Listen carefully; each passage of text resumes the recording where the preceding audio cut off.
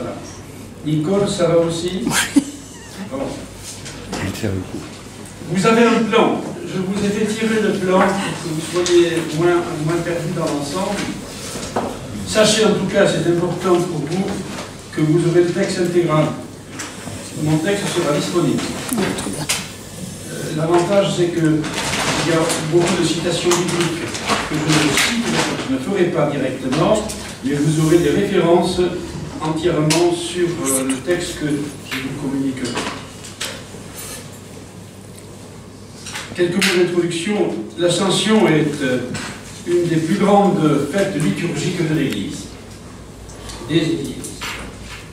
Indissociable de la célébration pascale qu'elle suit et de la Pentecôte qu'elle précède. Il est bon de nous demander ce qu'elle représente réellement pour notre foi et dans notre vie spirituelle quotidienne.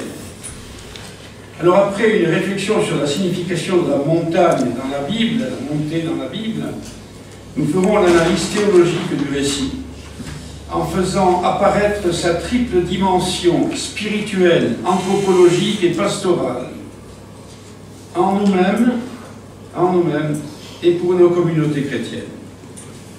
Nous prendrons le temps de commenter un passage de la lettre aux Éphésiens de saint Paul. L'élévation de Jésus, bien loin d'être une disparition, est au contraire l'occasion d'un don infini qu'il ne cessera de déployer par nous, les baptisés, dans la vie de l'Église et pour le bien du monde. Alors d'abord, un premier point, la montagne dans la Bible. Dans la plupart des religions, la montagne, probablement à cause de son altitude et des mystères dont elle s'entoure, est considérée comme le point où le ciel rencontre la terre. Nombreux sont les pays qui ont leur sainte montagne, là où le monde fut créé, où les dieux habitent, d'où nous vient le salut. La Bible a retenu ces croyances, mais elle les a purifiées. Avec l'Ancien Testament, la montagne n'est qu'une créature parmi les autres. Ainsi, Yahvé est sans doute le Dieu de la montagne, c'est le sens probable de l'hébreu El Shaddai, mais il est aussi le Dieu des plaines. Avec le Christ, Sion, le mont Sion à Jérusalem, Sion cesse d'être le nombril du monde, confère Ézéchiel le prophète, car ce n'est plus sur telle ou telle montagne que Dieu peut être adoré, mais en esprit et en vérité. Rappelez-vous Jean et la Samaritaine. Alors, la montagne, d'abord créature de Dieu. Un élément stabilité. Les hommes passent, les montagnes demeurent. Cette expérience fait voir aisément dans les montagnes un symbole de la justice fidèle de Dieu. Celles que connurent les patriarches sont même appelées les collines éternelles. Mais si admirables qu'elles soient, ces simples créatures ne doivent pas pour autant être divinisées. Avant que les montagnes fussent nées, à jamais tu es Dieu. Psaume 90. Le Créateur qui pesa les montagnes au poids et les collines à la balance, j'aime beaucoup cette expression, c'est celui qui les maintient par sa force. Il les déplace à son gré. Il donne ce pouvoir aux plus modestes croyants. Dans Matthieu, vous pourriez déplacer les montagnes, rappelez-vous. Que tous proclament donc: ô vous, montagnes et collines, bénissez le Seigneur. Deuxième aspect, la puissance. Élevée au-dessus des plaines que souvent ravagent les calamités, la montagne offrait jadis un refuge à Lot, en péril, dans la Genèse. Elle attire encore le juste persécuté qui pense y fuir comme l'oiseau, Psaume 11. Mais ce juste doit prendre garde en levant les yeux vers les monts. C'est de Yahvé seul, créature du ciel et de la terre, qui obtiendra le secours. Vous avez les citations de Psaume là aussi. Sinon, il se fierait à une créature qui, pur symbole de puissance, deviendrait alors celui de l'orgueil, telle la superbe Babylone dominant le monde. Toute hauteur doit être humiliée, seul Dieu exalté. Troisième aspect, devant Dieu. Alors, les montagnes devant Dieu. À ton nom, le Tabor et l'Hermon exultent. Psaume 89. Quand le Seigneur visite la terre, que les montagnes éclatent donc en cris de joie, Isaïe, et bondissent devant ces hauts faits, qu'elles laissent sur leurs flancs couler le vin nouveau, et que jusqu'au sommet mûrissent le froment, mais qu'elles s'attendent aussi à être nivelées. Les montagnes seront nivelées. On a ce texte d'Isaïe bien en tête. Offriront-elles alors un refuge valable au jour de la colère? J'ai regardé, Jérémie. Les voici qui tremblent. Elles fument au contact de celui qui peut les consumer par le feu. Sous ses pas, devant sa face, elles fondent comme cire. Devant Dieu, bien sûr. Elles ruissellent. Les monts éternels se disloquent, s'effondrent, disparaissent à la fin des temps. Apocalypse chapitre 6.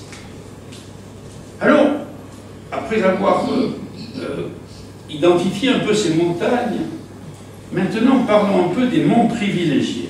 Les monts privilégiés, bien que voués à une transformation totale, comme la création entière d'ailleurs, certaines montagnes furent réservées très vite à un rôle durable et glorieux. D'abord comme un lieu de révélation, par excellence. La montagne de Dieu, ou l'Horeb, dans le Sinaï, est une terre sainte où Moïse fut appelé, que Dieu rendit sacré par le don de sa loi et la présence de sa gloire. C'est encore là que monta le prophète Élie. Il voulait entendre Dieu lui parler. But visé sans doute aussi par les prophètes qui aimaient s'asseoir et prier au sommet des montagnes. Moïse au Sinaï, Élie ou Élisée au mont Carmel. Lieu de révélation. Lieu de culte surtout. La montagne élevée au-dessus du sol permet de rencontrer le Seigneur, n'est-ce pas, sur une petite hauteur que doit s'accomplir le sacrifice, dira-t-on dans l'Exode. Petite hauteur. Des monts Garizim et Ébal, bénédiction et malédiction doivent être prononcées. C'est aussi sur une colline que l'arche, revenant de chez les Philistins, est déposée. Héritier d'une véritable tradition, Salomon, Élie et d'autres sacrifieront avec le peuple sur les hauts lieux. Les rites cananéens étant repris et appliqués à Yahvé, seul Dieu, et donc il y aura une purification de ces rites et de cette vision de la montagne.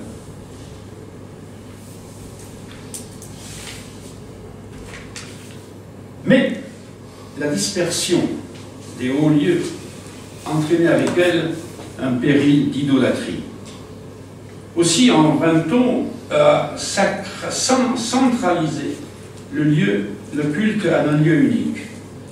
Voici donc la montagne que l'homme n'a pas construite pour escalader le ciel, la colline superbe d'élan que Dieu a choisie parmi les monts escarpés, alors que les autres montagnes peuvent basculer dans la mer. Sion, la montagne de Sion à Jérusalem, est un refuge sûr et inébranlable. L'homme ne doit donc pas dire « J'escaladerai les cieux, je dresserai mon trône par-dessus les étoiles de Dieu, je monterai au sommet des nuages noirs, je ressemblerai au Très-Haut. » Isaïe. L'homme ne doit pas dire cela, car il tomberait dans les profondeurs de l'abîme. Dieu, en personne, a installé son roi sur Sion, sa montagne sainte, au lieu même où Abraham sacrifia son fils au mont Moria. C'est sur cette montagne sainte, riche de tant de souvenirs divins, que le fidèle doit monter. Nous avons déjà la première montée, en chantant les cantiques des montées, les psaumes, psaume 120, et revenir sans cesse, psaume 43, dans l'espoir d'y demeurer à jamais avec le Seigneur. Alors qu'en sera-t-il de la fin des temps? À la fin des temps, que deviennent ces lieux consacrés par Dieu lui-même? Dans la littérature eschatologique, le Sinaï n'a plus de place. Il n'est plus que le lieu de jadis, où furent données les paroles de vie, et d'où Dieu partit pour gagner son vrai sanctuaire, Sion. À la différence du Sinaï, qui sombre dans le passé, pratiquement, le mont Sion, au contraire, conserve en effet une valeur eschatologique. La montagne de la maison de Yahvé sera établie au sommet des montagnes et élevée au-dessus des collines. Toutes les nations y afflueront. Venez, Isaïe, montons sur la montagne de Yahvé, cette montagne sainte. Yahvé y deviendra le roi, il y préparera son grand festin pour les disperser, enfin rassemblés, et même pour les étrangers. En effet, tandis que le pays sera transformé en plaine, Jérusalem sera exaucée tout en restant à sa place, et tous devront à jamais y monter. Qu'en est-il alors pour le rapport entre le Christ et les montagnes? Les montagnes dans la vie de Jésus sont diversement considérées par les synoptiques, les évangiles synoptiques, Matthieu, Marc et Luc. Ils s'accordent à montrer que Jésus aimait se retirer à la montagne pour prier. Je vous donne plusieurs références, bien sûr, que vous aurez sous les yeux. Il aimait la solitude désertique. Il la cherchait. C'était sans doute aussi un refuge contre la publicité tapageuse. Saint Jean, chapitre 6, l'indiquera à sa manière. Il s'accorde également pour montrer que le mont Sion est dépassé. On l'ignore progressivement. Et on mentionne le mont des Oliviers, par contre, la montagne de la Transfiguration, mais dans une perspective différente. Pour Matthieu, ce sont les montagnes de Galilée qui sont le lieu privilégié des manifestations du Sauveur. La vie de Jésus est encadrée par deux scènes sur la montagne. Au début, Satan offre à Jésus le pouvoir sur le monde entier. À la fin, Jésus confère à ses disciples le pouvoir qu'il a reçu de son Père. Entre ces deux scènes, c'est encore sur telle ou telle montagne que Jésus enseigne la foule, guérit les malheureux, donne un pain merveilleux, enfin apparaît transfiguré. Or, aucune de ces montagnes ne porte de nom précis. Comme si le disciple de Jésus était prémuni contre la tentation de planter à jamais sa tente sur quelqu'une de ces montagnes. Seule la mémoire doit rester vive chez les témoins oculaires. Les Écritures s'accomplirent sur la montagne sainte. Ce n'est pas à un lieu de la terre, mais à sa personne que Jésus fixe son message. Pour Luc, Saint Luc, la montée à Jérusalem représente le chemin de la gloire par la croix. Il ne s'agit plus simplement du pèlerinage que fait le pieux israélite, mais de la solennelle montée qui couvre une époque de la vie de Jésus.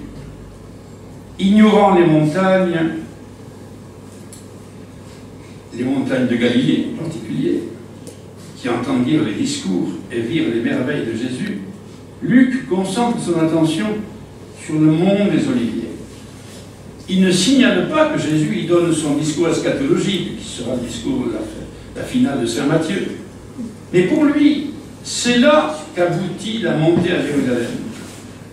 C'est de là que, conformément à la tradition apocalyptique, le Seigneur devait partir à la conquête du monde. Il y est acclamé solennellement, mais c'est aussi pour agoniser. Et enfin, pour monter de là au ciel. Actes chapitre 1. Si une montagne précise est encore mentionnée, il semble que ce soit seulement pour apprendre à élever les yeux vers le ciel, ou plutôt vers celui qui, selon la tradition de Saint Jean, a été élevé de terre. Les autres écrits du Nouveau Testament n'offrent pas d'enseignement sur les montagnes privilégiées de l'Ancien Testament. Le Sinaï est assimilé par la polémique paulinienne à la maison de la servitude, lettre aux Galates, ou sert de repoussoir un peu au mont Sion, duquel on peut maintenant s'approcher. Dans le même sens, l'Apocalypse présente l'agneau qui se tient à la fin des temps sur le mont Sion. Ailleurs, cependant, elle exerce une critique radicale de ce saint lieu. La montagne n'est plus, comme dans la vision d'Ézéchiel, le lieu sur lequel la ville semble construite, mais le lieu dont on part, et d'où on contemple la Jérusalem qui descend du ciel. Apocalypse. Alors après cette première série avec beaucoup de rappels de l'écriture, de citations, j'aborde mon deuxième point, qui est la lecture théologique de l'Ascension. Il y a 2 fois que le Christ ressuscité est entré dans la gloire. Mais c'est là un mystère qui transcende l'expérience et ne peut être enfermé. Par exemple, dans la seule scène du mont des Oliviers, où les apôtres ont vu leur maître les quitter pour retourner vers Dieu. De fait, les textes sacrés s'expriment sur le sens, le moment, le mode de l'exaltation céleste du Christ, avec une variété dont la richesse est instructive. Alors on va tenter, à la lumière de ce texte, de percevoir la réalité profonde du mystère. Quelques préliminaires d'abord, le langage du Nouveau Testament, le langage. L'Antiquité classique connaît l'exaltation du héros, les héros légendaires, enlevés au ciel, après leur mort. Hercule, Bellérophon, les Dioscures, Romulus, ou le voyage céleste de certains êtres privilégiés dont l'âme est ravie dans une sorte d'extase. De son côté, la littérature apocalyptique du judaïsme utilise le terme de voyage céleste, de montée de l'âme. Mais le motif le plus courant est celui de l'enlèvement. L'enlèvement au ciel de grands personnages bibliques. Ainsi allait-il pour Enoch, l'Ancien Testament, figure du juste mort avant l'âge. Pour Élie, le prophète. Il faudrait y ajouter des récits intertestamentaires concernant Esdras, Baruch, Moïse. 2 expressions disent ce qui est arrivé à Jésus. Revenons à Jésus ressuscité, au terme de ses apparitions aux apôtres. C'est le mot enlèvement. Enlèvement, analepsis, se dit de analambano, le texte grec, le verbe grec, analambano, être emporté, être emporté. On le trouve donc dans le livre des Actes. Les exégètes discutent pour savoir si le terme enlèvement désigne la mort ou la résurrection de Jésus. Le vocable semble viser l'un et l'autre avec un mot qu'on trouve très fréquemment qui est celui de monter, grec, en grec anabasis, anabainein, monter, monter, et que l'on retrouve déjà dans l'Ancien Testament à l'issue d'une apparition divine ou lorsque la gloire de Yahvé quitte le temple de Jérusalem. Le terme utilisé par Jean et par Paul en dépendance de la psaume est aussi très important, et c'est précisément le terme de enlèvement. Monter et descendre. Je prends ce texte de Paul, j'espère que je l'ai sous les yeux, pour vous le lire. Voilà, c'est très intéressant dans Lettres aux Éphésiens. Lettres aux Éphésiens. C'est pourquoi l'Écriture dit « Il est monté sur la hauteur. Il a capturé les captifs. » Je suis en train de chercher la référence, je vous la donnerai tout à l'heure. Il est monté sur la hauteur. Il a capturé les captifs, il a fait des dons aux hommes. Que veut dire il est monté? Cela veut dire qu'il est d'abord descendu dans les régions intérieures de la terre, et celui qui est descendu, c'est le même qui est monté au-dessus de tous les cieux pour remplir l'univers. Je vous donne la référence de l'Éphésiens exactement. Éphésiens 4, chapitre 4, versets 9 à 10. Donc, un deuxième aspect est le trajet entre ciel et terre. Le trajet entre ciel et terre. Là, nous étions dans le langage du Nouveau Testament. Alors, le trajet entre ciel et terre, et ensuite, j'aborderai la question de la montée du Christ au ciel. Le trajet entre ciel et terre, selon une conception spontanée et universelle reprise par la Bible, le ciel est l'habitat de la divinité. Au point que ce terme sert de métaphore d'ailleurs, pour signifier Dieu, le ciel. La terre est son marchepied. Pour visiter la terre, Dieu descend du ciel. Genèse 11, vous aurez le référence. Psaume 144. Et il y remonte. La nuée est son véhicule. L'esprit qu'il envoie doit aussi descendre. De même, la parole qui lui revient une fois son œuvre accomplie, elle remonte. Vous voyez, ce mouvement de descente et de remontée, c'est extrêmement intéressant.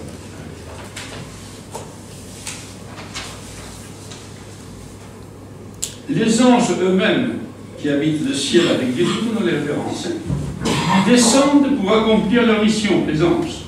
Ils remontent ensuite. Montée et descente qui établissent la liaison entre ciel et terre. Pour les hommes, le trajet est de soi impossible. Parler de monter au ciel équivaut à exprimer la recherche de l'inaccessible. Vous pourrez revoir ça tout à l'heure dans la dimension anthropologique. Quand ce n'est pas là, prétention ou orgueil insensé. C'est déjà beaucoup que les prières montent au ciel et que Dieu donne aux hommes rendez-vous sur des montagnes où il descend tandis qu'ils y montent, tel le Sinaï. Seuls certains élus, comme Enoch ou d'autres, ont eu le privilège d'être enlevés au ciel par la puissance divine. Et dans ce passage du livre de Daniel, c'est vers l'ancien des jours que se fait la venue du Fils de l'homme. Et cela suggère aussi une montée. Encore que son point de départ soit mystérieux, et que les nuées du ciel soient peut-être ici, non pas un véhicule, mais seulement le décor de la demeure divine. Alors la montée du Christ au ciel. Selon cette cosmologie biblique, Jésus est exalté par la résurrection à la droite de Dieu, où il trône comme roi. Eh bien, il a dû monter au ciel. De fait, son ascension apparaît dans les premières affirmations de la foi, moins comme un phénomène oculaire, enfin un phénomène considéré pour lui-même comme quelque chose que l'on voit, n'est-ce pas, mais comme une affirmation de l'exaltation céleste du Christ. Avec les progrès de la révélation et l'explication de la foi, elle a pris une dimension, une individualité théologique et historique très forte, de plus en plus marquée d'ailleurs. D'abord descente et remontée, implicite à l'aurore de la foi, au début, première expression de la foi. La préexistence du Christ est allée en s'accentuant, en s'explicitant. La préexistence énoncée dans les Écritures, aidant à percevoir sa préexistence ontologique, en fait. Au commencement était le Verbe, au début du chapitre 1er de Saint Jean. Avant de vivre sur terre, Jésus était donc auprès de Dieu comme Fils, Verbe, sagesse. Dès lors, son exaltation céleste n'a pas été que le triomphe d'un homme élevé au rang divin, comme pouvait le suggérer une christologie primitive, mais le retour au monde céleste d'où il était venu. C'est Jean, donc, qui a exprimé le plus clairement cette descente du ciel, bien sûr, et mis en relation avec elle la remontée de l'ascension. En revanche, dans la lettre d'Éphésiens, au chapitre 4, on expose un trajet plus simple, où la descente dans les régions inférieures est suivie d'une remontée du Christ au-dessus de tous les cieux. On a ça dans l'hymne aux Philippiens, au chapitre 6 aussi. Donc, vous voyez ce mouvement de descente et de remontée. On va spécifier l'ascension comme une étape glorifiante, distincte de la résurrection. et de la cession céleste. Le souci de mieux exprimer la suprématie cosmique du Christ. Il y avait une hérésie à Colosse, l'hérésie colossienne. Colosse, une ville très importante à l'est d'Éphèse, pour laquelle écrira Saint Paul aux Colossiens, pour casser l'hérésie. L'hérésie, c'était que le Christ était simplement un rang subalterne parmi les hiérarchies angéliques. On aura tout eu comme hérésie au premier siècle. Ils se sont battus, les pères. Les 3 premiers siècles, je vous assure, pour faire le credo, qu'on appelle le credo de Nicée-Constantinople, il a fallu du travail. Il a fallu en faire. Saint Irénée, qui est docteur de l'Église, merci d'avoir mis Saint Irénée dans l'Église, parce que la Vertus Ereses, c'est pas rien. Il a travaillé le bonhomme. Je peux vous dire qu'il y a eu quand même un gros travail qui a été fait là. Une prise en charge philosophique, théologique des hérésies. Donc, Paul reprendra de façon plus catégorique encore ce qu'il avait déjà dit du triomphe du Christ sur les puissances célestes aux Corinthiens, en affirmant que ce triomphe est déjà acquis par la croix. Que dès maintenant, d'ailleurs, dira-t-il, le Christ trône dans les cieux au-dessus de ces puissances, quelles qu'elles soient. Et c'est alors qu'il explicite le plus le psaume 68, pour montrer que la montée du Christ au-dessus de tous les cieux a été sa prise de possession de l'univers qu'il remplit comme il le récapitule. C'est très fort, Saint Paul, vous savez. Je ne veux pas vous dire que je le découvre, oui, bien, c'est non, mais je le relis de manière extraordinaire. C'est une puissance, une source, les lettres de Saint Paul, bien que les exégètes ont bien situé dans leur contexte, bien évidemment. Mais on sort de là, on a le souffle, on est porté. Et puis on sent que le Paul, il a été converti. C'est sûr que sa conversion est à la fois un peu spectaculaire, mais elle explique tout. Parce qu'il a rencontré le ressuscité sur le chemin de Damas. Il a rencontré. C'est le ressuscité. Qui es-tu? Je suis Jésus. Jésus. Il a eu Jésus. Donc après, quand il est allé voir les autres, pour leur dire, oui, ce Jésus, mais qu'est-ce qu'il a fait? Et c'est là qu'en fait, il y a eu, on a dit à Saint Paul, on a dit à Paul, ce que Luc, Marc et Jean indiquaient dans leurs évangiles. Et là, il a compris.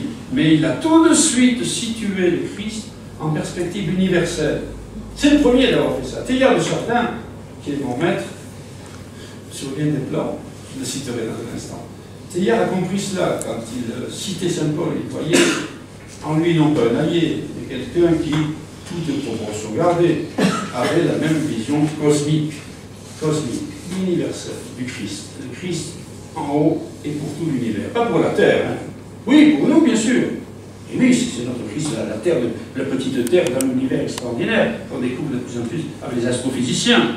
Oui, mais Paul, il avait sa visée à ce moment-là, avec sa cosmologie, si on peut dire, avec sa vision du monde, mais il voyait le Christ tout à fait rond. Tout à fait rond. Et ça, on ne peut pas le nier.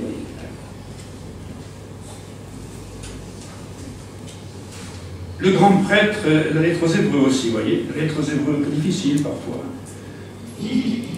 Pour y siéger à la droite de Dieu au-dessus des anges, le grand prêtre, on dira la lettre aux Hébreux, c'est Jésus bien sûr, est monté le premier, traversant les cieux et pénétrant derrière le voile dans le sanctuaire où il intercède en présence de Dieu.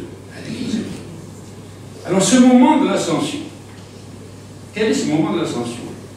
Distingué de la sortie du tombeau à titre de manifestation cosmique, la montée du Christ au ciel devait être encore détachée par la nécessité pédagogique de raconter dans le temps des hommes un événement qui le transcende, et aussi pour tenir compte de la période des apparitions, puisqu'il y a une période des apparitions. Certes, rien n'empêche, et même tout postule, que Jésus, se manifestant à ses disciples, soit revenu pour cela du monde de la gloire où il était entré dès la résurrection. On voit mal en effet où il aurait pu se trouver dans l'intervalle de ces manifestations. Et c'est bien son état déjà glorifié qui le montre. De fait, l'évangile de Matthieu semble bien concevoir ainsi les choses. Il ne parle pas de l'ascension, Matthieu.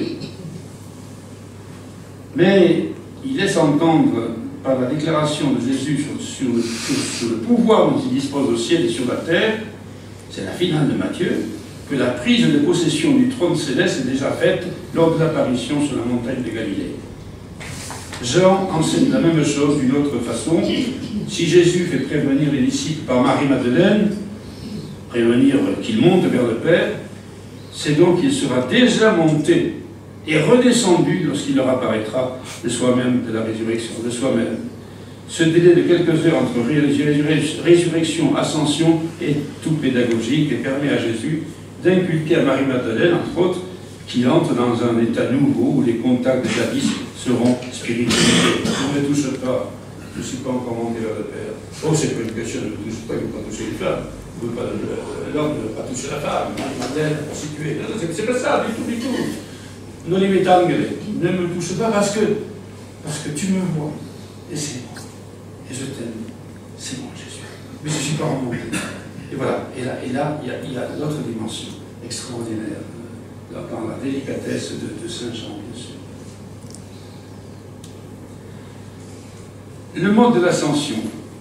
Donc, le seul texte canonique qui décrive tout cela, c'est la montée de Jésus au ciel.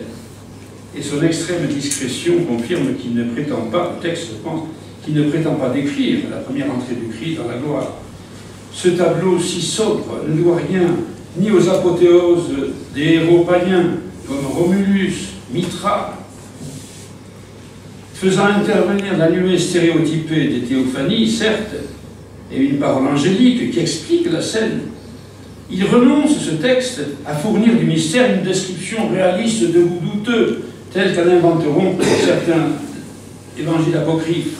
On se limite là aux données essentielles, qui évoquent le sens.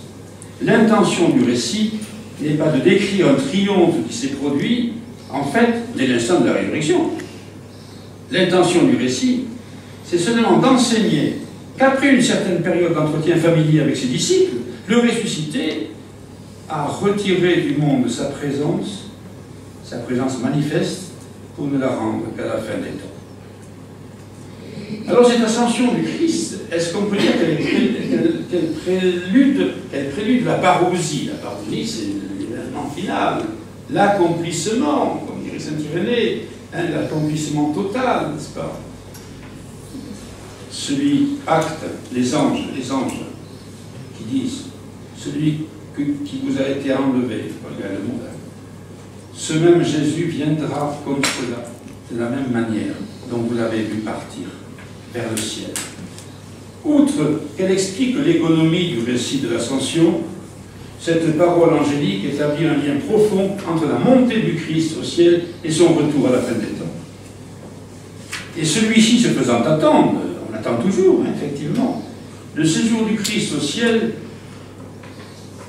d'une certaine façon, qui est définitive, bien sûr, hein, mais qui pour nous est transitoire dans la mesure où nous ne l'avons pas encore vu, nous ne l'avons pas rencontré. Simplement, nous savons qu'il reviendra comme il est parti, voilà. Descendant du ciel sur les nuées, dit le chapitre des Actes au début. Tandis que ces élus monteront à sa rencontre également sur des nuées, ainsi que déjà les deux témoins de l'Apocalypse. C'est toujours la même présentation inhérente à notre imagination humaine, et d'ailleurs une présentation réduite au minimum. On ne peut pas trop en dire, on ne peut pas plus en dire. L'affirmation qui se dégage de tous ces thèmes, c'est que le Christ triomphant de la mort a inauguré un monde nouveau de vie auprès de Dieu. En vous disant cela, j'ai l'impression, ça vous fait rêver un peu, j'ai l'impression que j'ai la foi, vraiment. Non mais, parce qu'on ne peut dire ça qu'avec la foi. Les gens qui n'ont pas, qui sont pas entrés un peu qui n'ont pas été, comment dire, instruits de la réalité chrétienne, ce que les dogmes pour les théologiens traduisent, et ce que nous, dans notre catéchèse, tout le monde sait traduire de notre façon, ils vont patiner un peu, ils vont peiner un peu. Mais il faut quand même le dire. Je le dis parce que on n'attend pas autre chose de moi, théologien, que je dise la théologie de l'Église. Bon, après, on pourra discuter davantage sur certains mots. Oui. Mais enfin, c'est important de dire ces choses-là. Alors, la parousie. Donc, voilà. L'affirmation profonde qui se dégage de tous ces thèmes c'est que le Christ, triomphant de la mort, a inauguré un monde nouveau de vie auprès de Dieu. Il y est entré le premier pour préparer une place à ses élus. Il faut avoir la foi pour dire ça aussi. Il faut dire. Puis il reviendra et les y introduira pour qu'ils soient toujours avec lui. C'est ce qu'on dit aux funérailles chez nous, dans la liturgie catholique, ce matin. J'ai pas enterré, mais j'ai fait les funérailles d'une personne, d'une présidente, et on a repris ce passage très important dans la liturgie catholique en prenant Saint Jean, chapitre 14 d'ailleurs. Là où je vais, je vous prépare une place. Alors les gens qui n'ont pas la foi, ils disent mais qu'est-ce que c'est que cette affaire? Ben oui, c'est comme ça que c'est le dit. Et j'y crois. J'y crois très fortement. Il est ressuscité. Et au passage de la mort, il est là. Le livre de Job est extraordinaire. Au passage de Job. Je sais moi comment le libérateur est vivant et que le dernier jour, je surgirai. Et lorsque mes yeux le contempleront, il ne détournera pas son regard. C'est extraordinaire ce passage de Job. Lorsque mes yeux le contempleront, il ne détournera pas son regard. Là, on y est, c'est la rencontre. C'est la rencontre, c'est ça. Et c'est ça que l'Église ne cesse, nos églises, chers pasteurs, ne cessent de dire et de transmettre à leur façon. Alors, la réflexion du Père Teilhard, je ne pouvais pas, moi, en duplex, ne pas dire quelque chose sur Teilhard de Chardin, d'autant plus que c'est écrit en Christologie, avec le Père Joseph Doré, Christologie. C'est le premier ouvrage de Christologie de Teilhard. De Christologie sur Teilhard, véritablement. Donc, tout au long de son œuvre, le jésuite Pierre Teilhard de Chardin n'a cessé de placer le Christ non seulement au centre et au cœur de sa vie personnelle de prêtre, mais à la tête et au centre de l'univers en évolution. Pour lui, pour Teilhard, l'ascension, comme la transfiguration, était indissociable de la résurrection. En ce sens, résurrection et ascension n'étaient pas seulement deux événements historiques successifs dans le temps de l'histoire, mais une seule réalité biface, à double face, la glorification du Christ et son élévation au sommet de l'univers. Je cite Teilhard, on s'accroche. On s'accroche, mais c'est pas trop difficile quand même. Je cite. La résurrection, nous cherchons beaucoup trop à la regarder comme un événement apologétique et momentané, comme une petite revanche individuelle du Christ sur le tombeau. Elle est bien autre chose, et bien plus que cela. Elle est un formidable événement cosmique. Elle marque la prise de position effective par le Christ de ses fonctions de centre universel. Jusque-là, il était partout comme une âme qui péniblement rassemble ses éléments embryonnaires. Maintenant, il rayonne sur tout l'univers comme une conscience et une activité maîtresse d'elle-même. Il a émergé du monde après y avoir été baptisé. Il s'est étendu jusqu'aux cieux après avoir touché les profondeurs de la terre. Quand, en face de l'univers, dont l'immensité physique et spirituelle se révèle à nous de plus en plus vertigineuse, nous sommes effrayés du poids toujours croissant d'énergie et de gloire qu'il faut placer sur le Fils de Marie pour avoir le droit de continuer à l'adorer. Pensons alors à la résurrection. C'est un beau texte de Teilhard qui mérite approfondissement et lecture. Enfin, quatrième point, presque au bout encore, quatrième point, une lecture anthropologique de l'ascension. Il s'agit ici de comprendre combien tout ce que nous venons de dire sur l'ascension et la grande richesse symbolique de cet événement rejoignent sur l'essentiel les principaux éléments de notre vie. L'ascension de Jésus le Christ serait-elle d'une certaine façon un modèle inattendu pour notre existence? Cette question relève directement de la théologie et de la philosophie, qui est indissociable, bien sûr, des déclarations dogmatiques sur le Christ et sur notre relation à lui. Parler d'anthropologie, c'est évoquer ici ce qui caractérise l'ensemble des éléments de notre humanité, que l'être humain soit considéré en lui-même ou en société. Si nous affirmons que tous les fidèles baptisés constituent ensemble le corps du Christ ressuscité, ou que chacun de ces fidèles est définitivement relié à ce même corps, nous comprenons alors que les catégories utilisées dans notre lecture théologique, sont directement ou indirectement présentes dans l'analyse que nous faisons de notre vie. La première catégorie, c'est le terme même d'ascension. Dans les deux cas, avec ou sans majuscule, concernant Jésus ou chacun de nous, nous pensons immédiatement à une élévation extérieure ou intérieure. Et en ce cas, en ce qui nous concerne davantage, trois autres aspects de notre vie peuvent être évoqués. L'effort, la culture, le terme. J'ai bien aimé, dans l'excellente conférence du philosophe Patrick Dupuy, qui est ici présent, qui m'a précédé, j'ai bien aimé la comparaison entre le chrétien et l'ascensionniste, selon 4 points communs que je reprends et en intégrant volontiers dans mon exposé. Premier point, c'est l'opposition d'en haut et d'en bas. Second point, c'est le mouvement d'élévation du bas vers le haut et qui requiert un effort. Troisième point, l'effort que l'ascensionniste, comme le croyant, consent pour s'élever, est soutenu par la conviction que ce vers quoi il s'élève possède objectivement une valeur. Et quatrième point, l'ascensionniste et le chrétien ont en commun la conviction que le mouvement qui les élève, aussi bien quant au corps que quant à l'âme, est un mouvement attractif, déterminé depuis le haut, c'est-à-dire par la valeur en soi de l'objet qu'il désire et vers lequel il cherche à s'élever.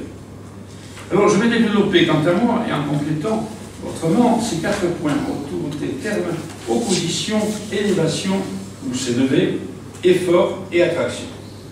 L'opposition d'en haut et d'en bas, si elle caractérise spirituellement et dans la foi le ciel et la terre, le monde de Dieu et celui des humains, elle se retrouve également dans notre existence, dans la tension permanente entre ceux qui nous élèvent ou nous construisent et ceux qui nous abaissent ou nous déconstruisent. Lumière et ténèbres, certitude et démission, aspiration à lever les yeux et peur du vide ou de l'abîme. C'est l'opposition entre le sommet et le gouffre. J'ai pensé au mythe de la caverne, c'est Platon, remarquablement commenté par le philosophe Heidegger, Martin Heidegger, dont on a pu écrire que ce texte de Platon pouvait faire chavirer le destin de la métaphysique, le destin de la philosophie vers un bord métaphysique. Que dit ce mythe, appelé aussi l'allégorie de la caverne?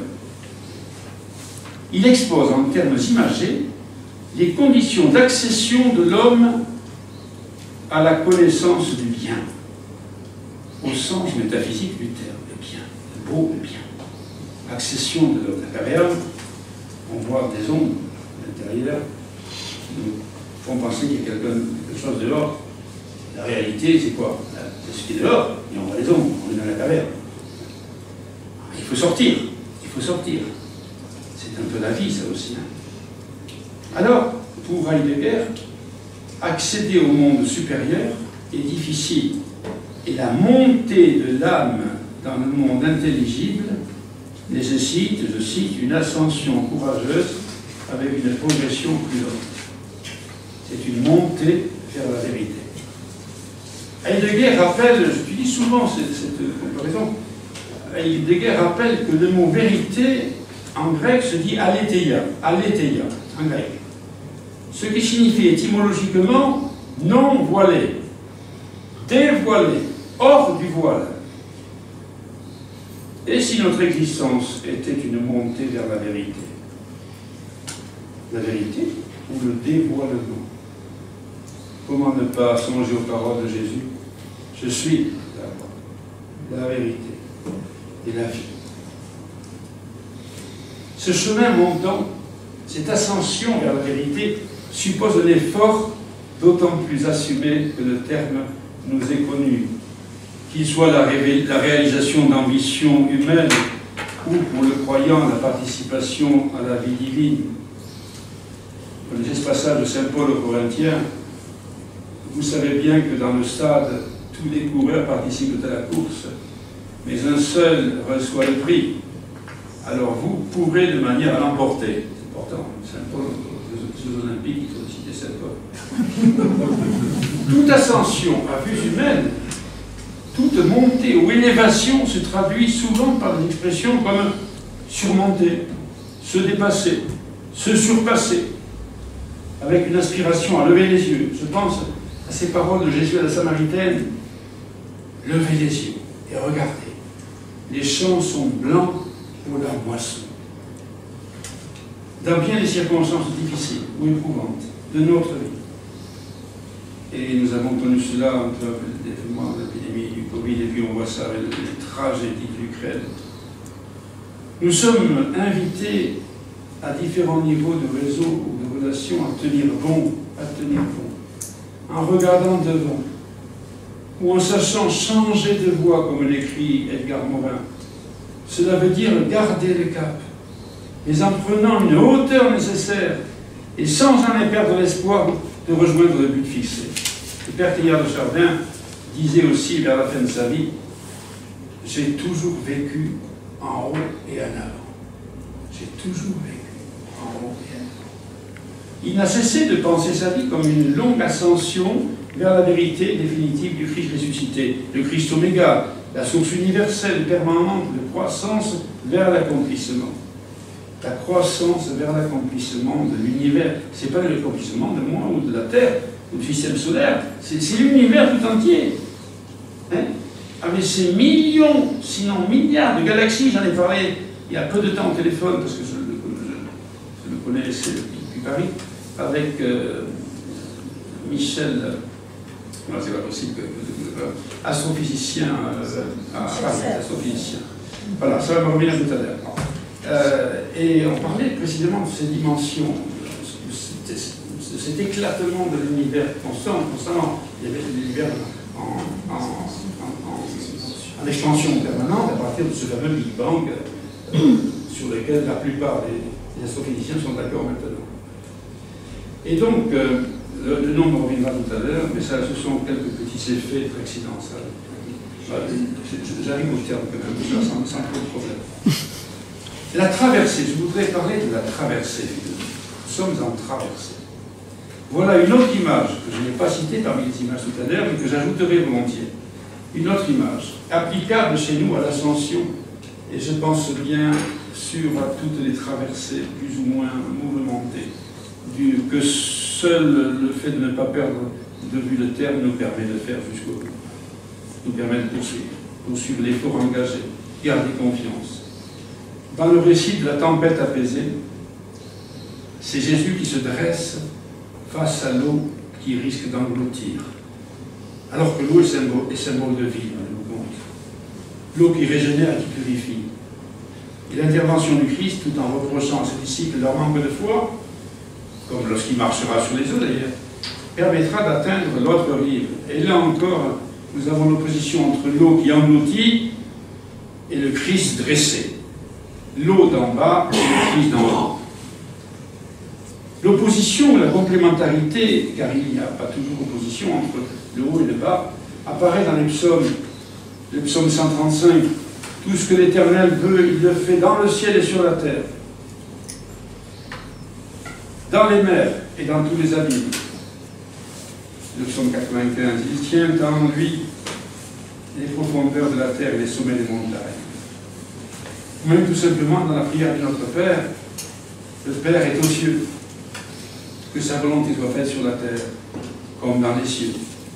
J'ai toujours été interpellé dans l'évangile de Saint Luc par la parabole de Jésus sur Lazare. Vous savez, Lazare, le pauvre Lazare, et le riche, dans lequel Abraham, du haut du ciel, répond au riche, qui est au séjour des morts.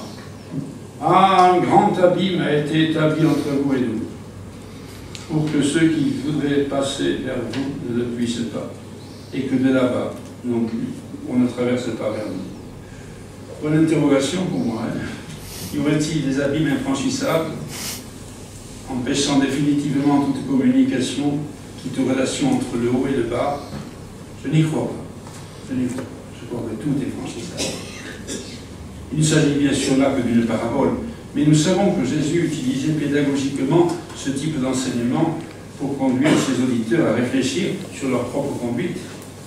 Ici et aujourd'hui, il peut s'agir de l'écart dramatique et insupportable entre le monde de la richesse, ou des nantis, et la pauvreté, ou la misère de tant d'hommes et de femmes, souvent à notre porte, ou victimes, à plus large échelle, des déséquilibres croissants de nos sociétés.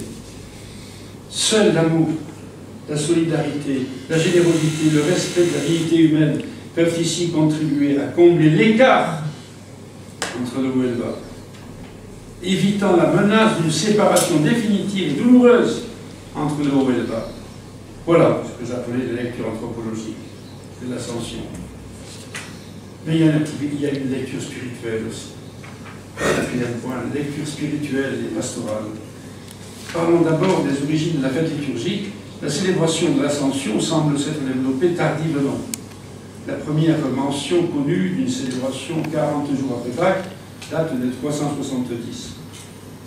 Jusqu'au encore, sur le mont des Oliviers.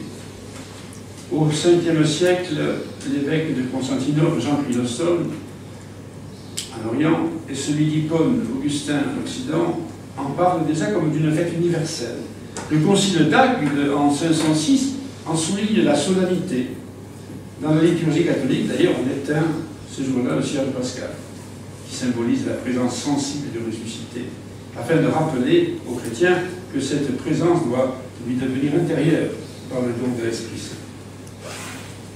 En attendant cette échéance, les chrétiens, alors là c'est dans la foi que je dis ça, doivent demeurer unis par la foi et les sacrements à leur Seigneur glorifié. Dès maintenant, nous sommes ressuscités, n'oubliez pas, à notre façon, nous sommes ressuscités. Et même assis dans les cieux avec lui. Éphésiens 2,6. Nous recherchons les choses d'en haut. Car notre vraie vie est cachée avec le Christ, en Dieu. Notre cité se trouve dans les cieux déjà. Notre maison céleste nous attend.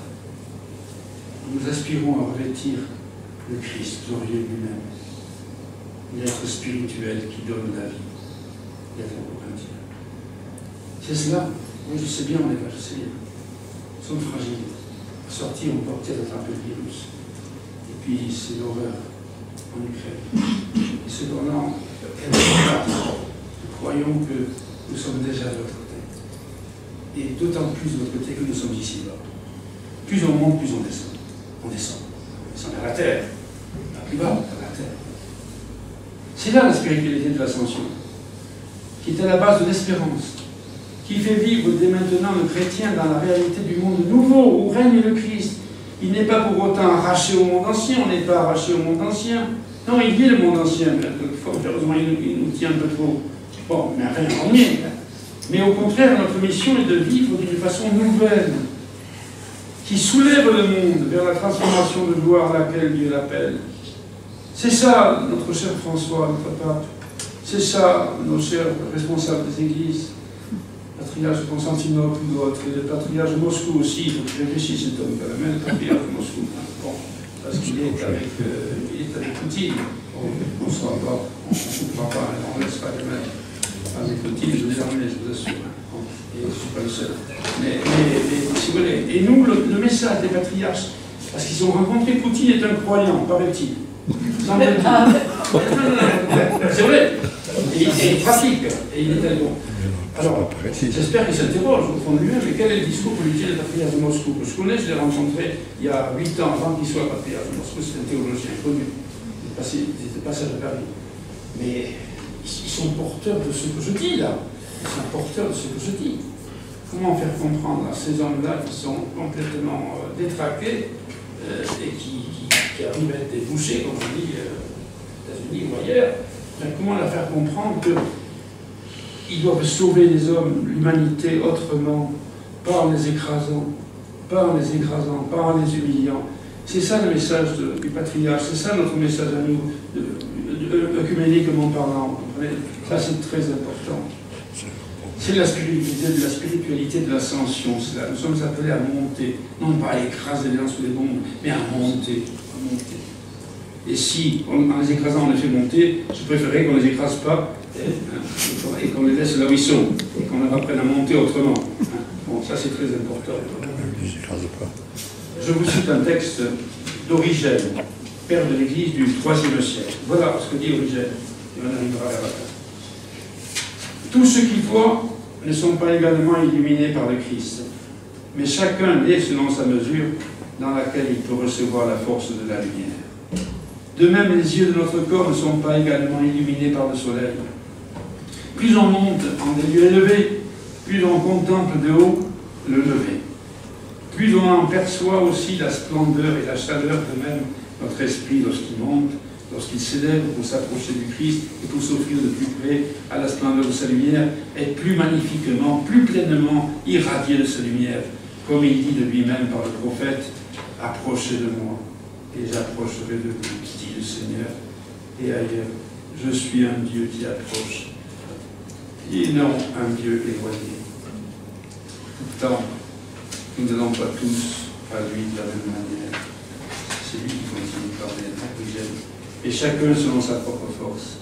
Ou bien nous allons à lui avec la foule et il nous refait par le moment, et il nous refait par le moyen des paraboles, afin seulement que nous ne défaillions point sur la route. Ou bien nous restons assis sans cesse à ses pieds, sans nous occuper d'autre chose que d'entendre sa parole. Et si, comme les apôtres, nous ne nous éloignons pas du tout, et que nous demeurions toujours avec lui, alors il nous expose, il nous explique en secret ce qu'il avait dit au fond, et il nous illumine intérieurement. Et enfin, si l'on est capable d'aller sur la montagne avec lui, jusqu'au sommet, comme Pierre, Jacques et Jean, on n'est plus seulement illuminé de la lumière du Christ, mais on entend la voix du Père lui-même. Origène fait bien sur référence ici à l'événement de la transfiguration que l'on peut dissocier de l'ascension. Or, en descendant de la haute montagne, comme le précise le récit, la haute montagne, c'était monté sur la haute montagne, Jésus leur donna cet ordre: ne parlez de cette vision en personne avant que le Fils de l'homme soit ressuscité d'entre les morts. Il y aura une succession d'en haut et d'en bas, depuis la montée sur la haute montagne, la descente et l'attente. L'attente jusqu'à la... Je suis en train de... Oui, c'est ça, la descente. L'attente silencieuse jusqu'à la gloire céleste de la résurrection, nouvelle montée. Puis la nouvelle attente jusqu'à la montée glorieuse et définitive de l'ascension. Et là, le récit précise, et comme ils fixaient encore le ciel où Jésus s'en allait, voici que devant eux se tenaient deux hommes en vêtements blancs qui leur disent: Galiléens, pourquoi restez-vous là, regardez vers le ciel? Ce Jésus qui a été enlevé à d'autres, d'auprès de vous, viendra de la même manière que vous l'avez vu s'en aller vers le ciel. Et alors ils retournèrent à Jérusalem. Mais dans le final de l'évangile de Matthieu, où l'ascension n'est pas rapportée, je l'ai dit tout à l'heure déjà, Jésus ordonne aux 11 disciples de se rendre sur une montagne non précisée, et qui pouvait être le mont de la transfiguration, d'après certaines exégètes, celui de l'ascension aussi. Et cette fois, il n'est plus question de garder les yeux levés vers le ciel, ou de se taire. Au contraire, il faut parler. Tout pouvoir m'a été donné au ciel et sur la terre. Allez, de toutes les nations, faites des disciples, baptisez-les au nom du Père, du Fils et du Saint-Esprit, apprenez-leur à observer tout ce que j'ai demandé, et moi je suis avec vous tous les jours jusqu'à la fin du monde. Et il s'en va. Il est aspiré. Oui, il parle. Il s'élève, il s'élève. Bien voilà, la bonne nouvelle pastorale de l'ascension, ne pas rester à regarder le ciel, mais entrer à la suite de Christ et unir à lui dans tous les champs de la moisson et de la mission. Le Concile Vatican II insistera beaucoup sur ce point décrit sur l'apostolat des laïcs. Les laïcs tiennent de leur union même au Christ le devoir et le droit d'être apôtres, insérés qu'ils sont par le baptême dans le Christ mystique du Christ. L'apostolat se vit dans la foi, l'espérance et la charité. On est en bas, en bas avec le haut. L'assistance du Saint-Esprit qui répand dans nos cœurs et tous les membres de l'Église l'amour du Christ.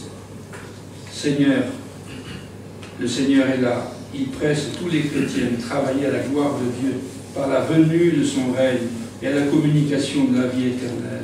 Qu'ils connaissent le seul vrai Dieu et celui que tu as envoyé, Saint Jean. En conclusion, bien, je redirai ce qui n'était pas évident au départ, combien la fête de la célébration de l'Ascension permet de renouveler, de déployer notre foi. Car cette foi nous relie en permanence au ressuscité qui nous fait monter avec lui. Que cette croissance soit intérieure ou qu'elle transforme notre existence et tous les aspects de notre vie. Tout ce qui nous élève et nous construit nous garde paradoxalement et grâce à Dieu pleinement présents dans tous les champs de notre société. Je reviendrai sur ces paroles déjà citées tout à l'heure de la Samaritaine. Levez les yeux et regardez. Déjà les champs sont blancs pour la moisson. Ici, sur vos voies, il l'espace maintenu en l'avenir du monde et l'espérance nourrie en nos cœurs par la présence du ressuscité. Nous aussi, comme Théa, nous vivons en haut et en avant.